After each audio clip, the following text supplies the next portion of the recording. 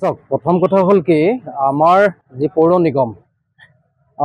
নিগমে আচলতে যেনেকুৱা ধৰণত কাম কাজবিলাক কৰিব লাগিছিল তেখেতসকলে আচলতে বৈজ্ঞানিক সন্মতভাৱে কাম কাজবিলাক নকৰে। আৰু যিহেতু আমাৰ এতিয়া যিখন ঐতিহ্যমণ্ডিত ডিব্ৰুগড় চহৰ সম্পূৰ্ণভাৱে প্লাবিত হৈছে বুলি ক'ব লাগিব। আৰু মই এতিয়া বৰ্তমান য'ত উপস্থিত আছোঁ এইটো এটা ড্ৰেইন হয়।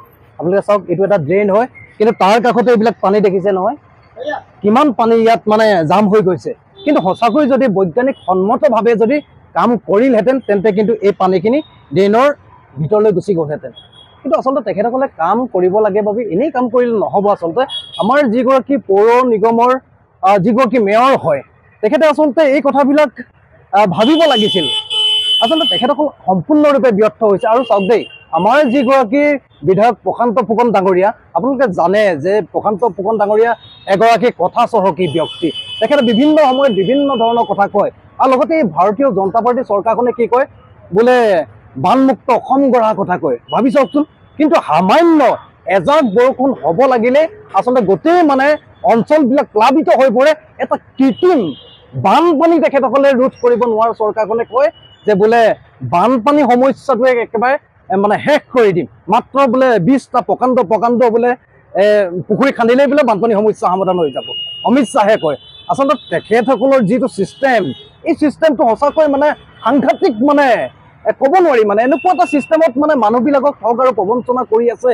আচলতে এইদৰে আচলতে মানুহক কেতিয়াও জীয়াটো ভোগাব নালাগে। আৰু ডিব্ৰুগড়ত এতিয়া যিটো এটা মানে প্লাবিত হৈছে কৃত্ৰিম বৰষুণৰ ফলত যিটো বানপানী হৈছে, সঁচাকৈ আপোনালোকে চাওক প্ৰত্যেকটো ৱাৰ্ডতে প্লাবিত হৈছে। এতিয়া বৰ্তমান আমাৰ যিসকল স্কুল কলেজৰ ছাত্ৰ ছাত্ৰীসকল আছে, লগতে যিসকল দৈনিকভাৱে কাম কাজলৈ যায়, অফিচলৈ যায়, তেখেতসকলৰ আচলতে জমৰ যন্ত্ৰণা হৈছে। কিন্তু তেখেতসকল কিন্তু এতিয়া এই অৱস্থাত কিন্তু তেখেতসকল ওলাই নাহে। আচলতে তেখেতসকলৰ লাজ লাগিব লাগিছিল, তেখেতসকলৰ এই পৌৰ নিগমৰ লাজ লাগিব লাগিছিল। আৰু এই ডিব্ৰুগড় বিধায়কগৰাকী আমাৰ ফুকন ডাঙৰীয়া লাজ লাগিব লাগিছিল। কিছুমান মাত্ৰ কেইটামান গান গাই ফুৰিলে আচলতে এই সমস্যাবোৰ সমাধান নহয়। প্ৰকৃতৰ্থত আপোনালোকে সমস্যাবোৰ সমাধান কৰাৰ ক্ষেত্ৰত যিবিলাক যৎপৰোনাস্তি চেষ্টা কৰিব লাগিছিল, কিন্তু আপোনালোকে চেষ্টা নকৰি কেৱল মাত্ৰ মানুহক ৰাম ঠগন এটা দি যিদৰে আপোনালোকে মানে মানুহখিনিক আপোনালোকে জমৰ যন্ত্ৰণা ভোগাইছে। আপোনালোকে আহকচোন চাই যাওক, প্ৰত্যেকটো ৱাৰ্ডতে আপুনি পুনৰবাৰ হওক, কাৰণ কেলৈ প্ৰত্যেকটো বছৰতে আপুনি আহি থাকে। যেতিয়া বানপানী হয়, কৃত্ৰিম বৰষুণ হয়, আপোনালোকেতো জানেই, আপোনালোকে কি জানে জন্ম লগ্নৰে পৰা এই সমস্যাবোৰ দেখি আহিছে নহয় জানো। কিন্তু আপোনালোকে ইমান ডাঙৰ কথা কৈছে বোলে বানপানী একদম অসমত বানমুক্ত অসম কৰিম, আপোনালোকৰ নিৰ্বাচনী ইস্তাহাৰতে কৰি দিয়ে বানমুক্ত অসম কৰিম। কিন্তু সামান্য ডাঙৰীয়া এক সামান্য কৃত্ৰিম বানপানীখিনিকে আপোনালোকে ৰোধ কৰিব নোৱাৰে। আপোনালোকৰ চৰকাৰখনৰ বিফলতা ইয়াকে আমি বৰ্ণনা কৰিলোঁ। ধন্যবাদ।